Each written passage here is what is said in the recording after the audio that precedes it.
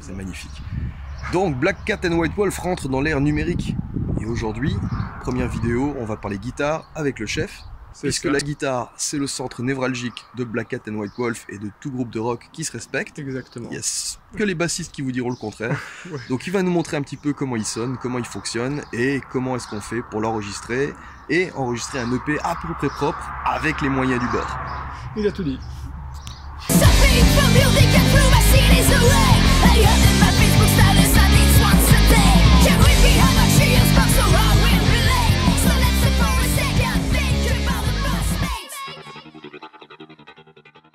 Donc Dom, tu joues sur un Mesa. Dual Rectifier Roadster. Pourquoi Dual Rectifier Roadster et pas Triple Rectifier? Oh bah parce que le Dual me va très bien et puis avec ça j'arrive à trouver mon son, on va dire. Dom joue sur le canal numéro 3 et même si vous ne connaissez rien aux amplis guitare, vous remarquerez que son petard de mid est tourné du côté positif parce qu'un guitariste est là pour utiliser les fréquences médium avant tout. Les fréquences basses, c'est pour le kick de la batterie et pour le bassiste. Et ici, c'est pour le guitariste.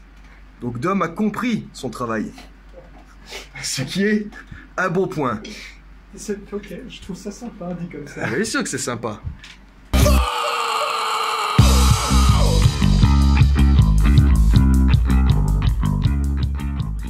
Un peu sur quoi tu déjà, bosses. Le plus important, on a l'accordeur, mais...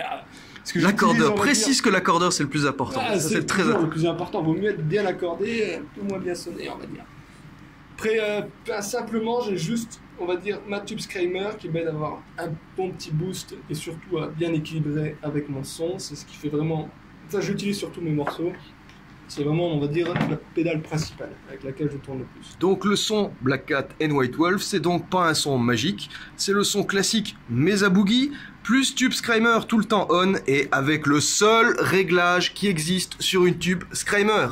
Le gain à 0, le tone légèrement au-dessus de la moitié pour compresser un petit peu les mids et donner plus de patates, et le level réglé de manière à ne pas avoir de différence de volume entre l'activation et la désactivation.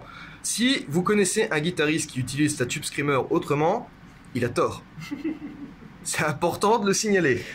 D'accord.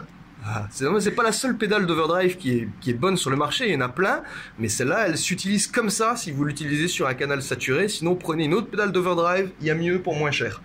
Les kids vous laissent. Oui, parce que effectivement, ça vaut énormément d'argent.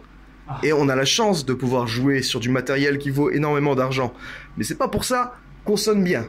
Il vaut mieux avoir du matériel dont on sait se servir, et donc c'est pour ça que c'est important d'aller voir là-bas, parce que la plupart des démos qu'on s'envoie mutuellement pour travailler, ils viennent du petit Roland à modélisation qui est là-bas. C'est le premier ampli, quoi.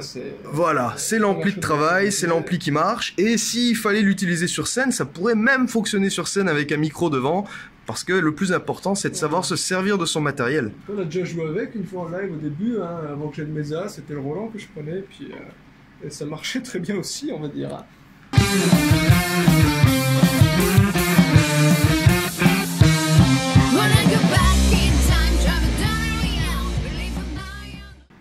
On a un PC portable, une carte de son. Normalement, si vous faites du home studio, c'est la base de ce que vous avez.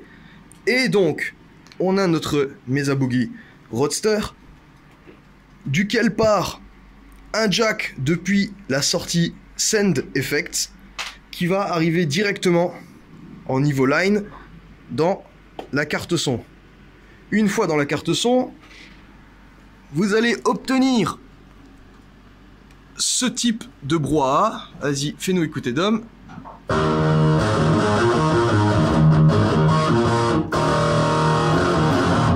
Pour éviter ce genre de problème, évidemment, on utilise, alors moi personnellement on va pas faire de pub, j'utilise ce programme hein, de chez Two Notes, petite société française sympa, mais il y en a d'autres sur le marché, qui va simuler un préampli, pas un préampli, pardon, un ampli de puissance avec des lampes EL84, ce qu'il y a dans les Mesa Boogie, et derrière on a des impulse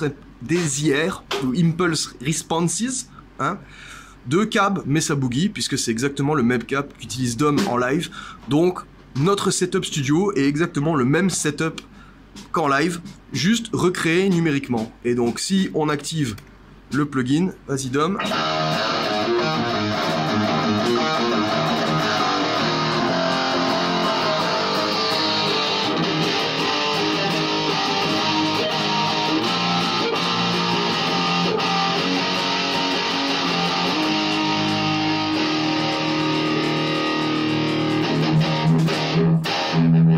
Le tout joué sur une magnifique lag Arcane.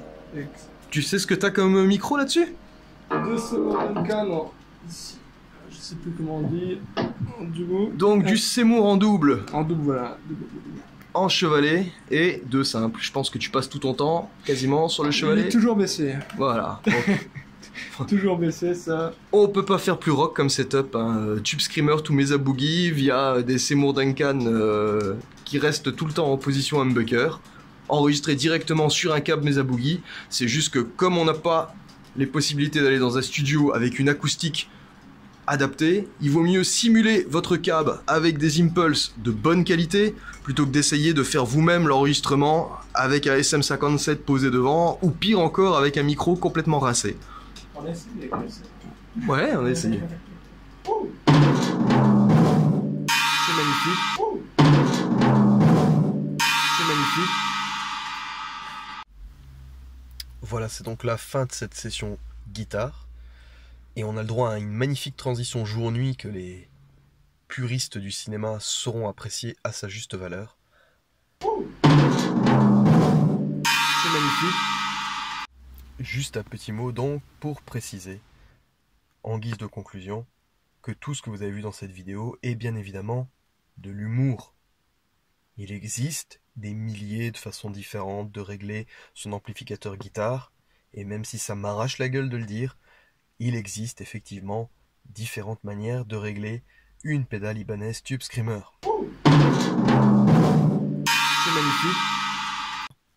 Donc le but est juste de partager des trucs qui éventuellement pourront être utilisés par d'autres copains musiciens qui veulent sonner de la même manière. C'est